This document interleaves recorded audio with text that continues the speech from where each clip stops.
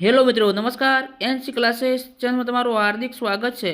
મિત્રો, અમારી NC classes ચેનલમાં નવા હોય, હજી સુધી આપણી એનસી ક્લાસીસ ચેનલને સબસ્ક્રાઇબ ન કરી હોય તો મિત્રો સબસ્ક્રાઇબ કરવાનો ભૂલતા નહીં।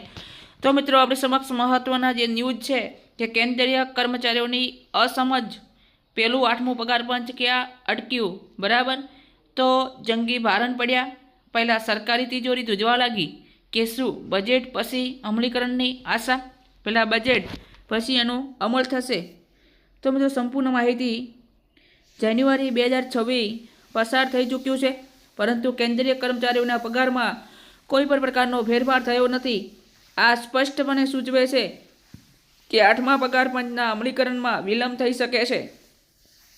રેટિંગ એજન્સી ICRAના તાજેતરના અહેવાલ સૂચવવામાં આવ્યું છે કે વિલંબ માત્ર કર્મચારીઓ પર જ નહીં, પરંતુ બજેટ 2026-27 અને અત્યાર સુધી એવી અપેક્ષા રાખવામાં આવી હતી કે 8મું પગાર પંચ 1 જાન્યુઆરી 2026થી લાગુ કરવામાં આવશે, જેમ 10 વર્ષના ચક્ર મુજબ 7મું પગાર પંચ 2016માં લાગુ કરવામાં આવ્યું હતું।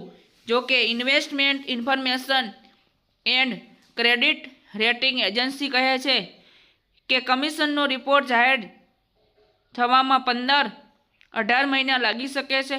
આનો અર્થ એ છે કે આ સમય પગાર સુધારો થવાની શક્યતા ઓછી છે।